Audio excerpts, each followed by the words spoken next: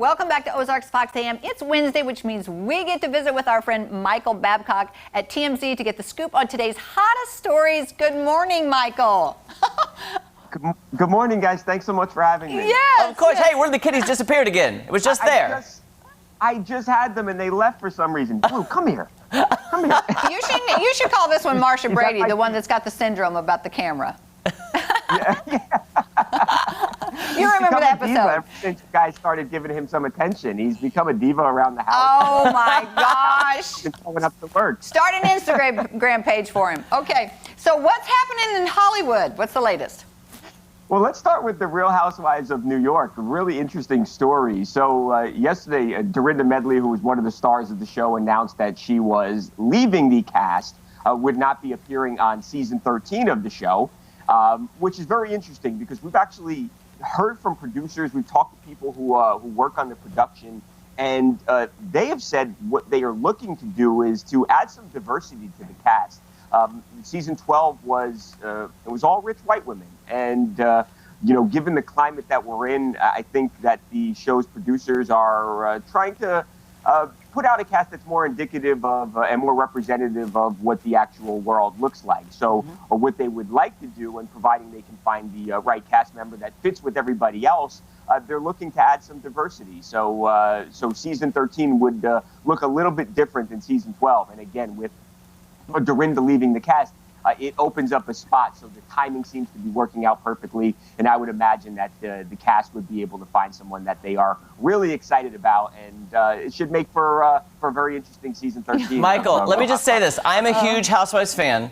I watched them all. So here's what I found. Two things fascinating about the story was Dorinda announced her departure before the season is over. Normally, they don't even announce their departure till after the final reunion show. So I found it odd that she announced it before the season's over. And speaking of diversity, they added Leah McSweeney this year, who is my absolute favorite housewife now. America loves her. She is off the charts. People love her. But what they did is they added Garcelle Bouvet on Real Housewives of Beverly Hills, who's an African-American, and it really worked this season. So I think they're looking to try to do that again with New York to show the diversity of New York. Right, and kind of recapture a little of that magic, that they had in the season over here. No, absolutely, and I think that's the goal. When you add a new cast member, I think there's just a natural excitement. I think a lot of these women, obviously, you being such a huge fan, I'm sure you feel like you know them so well. When you have a new castmate, it's like you bring new blood onto the show, and I think that that's really exciting.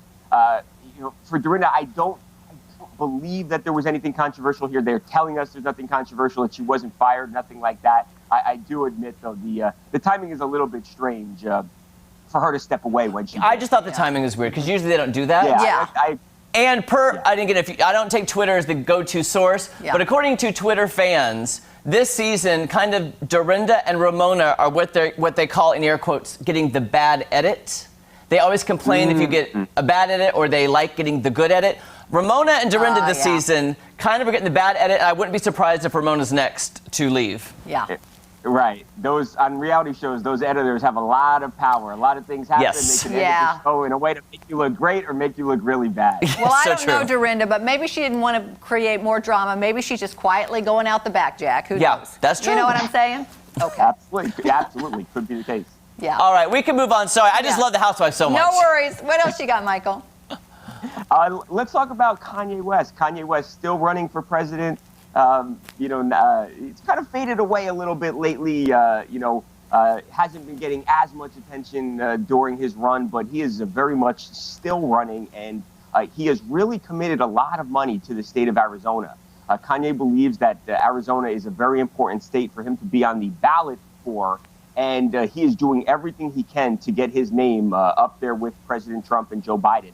The rub is that Kanye needs to get nearly 38,000 signatures, not something that's easy to do. So he has a small army of people who are going out in Arizona this week, and they are tasked with collecting, again, almost 38,000 signatures. These people who are out there, this 100-person army of people collecting the signatures, are getting paid $8 a signature, which ends up amounting to something like $300,000. So Kanye spending a lot of his own fortune here in order to get himself on the ballot. It's not as easy as it sounds. Kanye is on 8 ballots already. In 7 other states, for one reason or another, he has been rejected. In Illinois, they discovered really fishy, even fraudulent signatures, names repeated, fake signatures. So it's hard to get that many people to sign a document and support you running for president. So he's had some trouble, getting on these ballots in the past.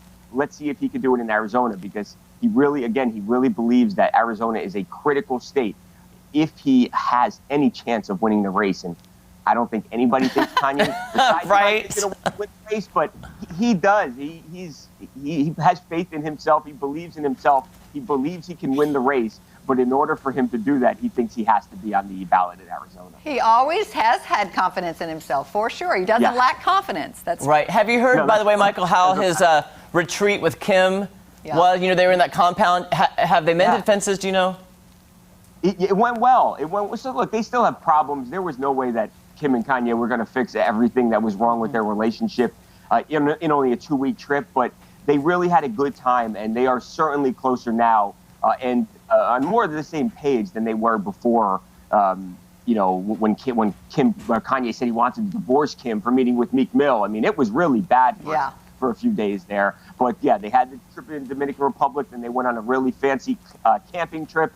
And things are much, much better now. They're spending more time together. They're communicating more, not fighting as much. So things are definitely looking up for their relationship. That's good news. Okay, well, you've got one more story for us today.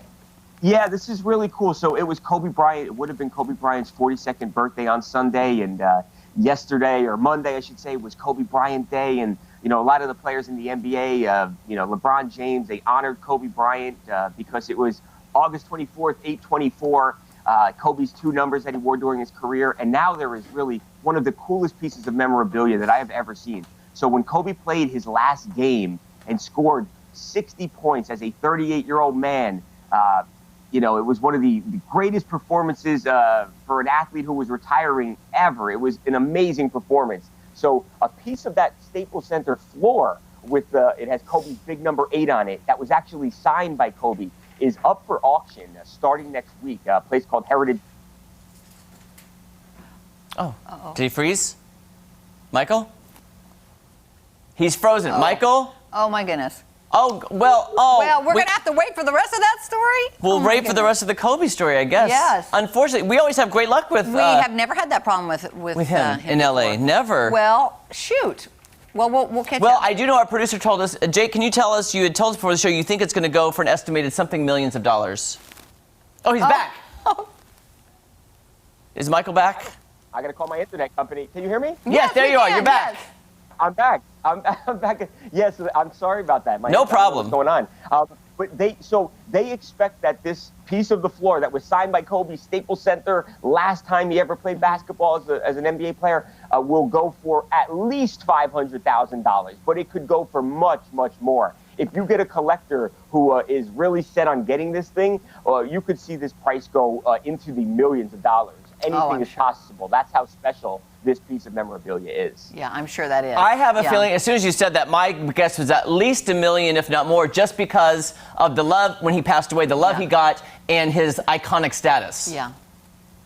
A baseball card, a Mike Trout baseball card. Mike Trout is a current baseball player, right? Just sold for over $3 million. It's a little piece of cardboard. This is a piece of the floor played on by Kobe Bryant, an absolute immortal legend in basketball. So I agree with you. It could go for millions. Awesome. When we find out, let us know. Yeah, absolutely. Yeah. I didn't even know Olive was here. Yes, she's there. Olive was behind me. All right, Michael, thank you so much. Have a great rest of your day. We'll see you next week. All right. You too. Bye, guys. Bye-bye. And don't forget, you can catch TMZ weekdays at 5 p.m. and TMZ Live weekdays at 12:30 a.m. Don't go anywhere, because Kaylee is taking us to a field of flowers. Oh, I love to go to a field of flowers. It's coming up next. Oh, yeah, it'll go from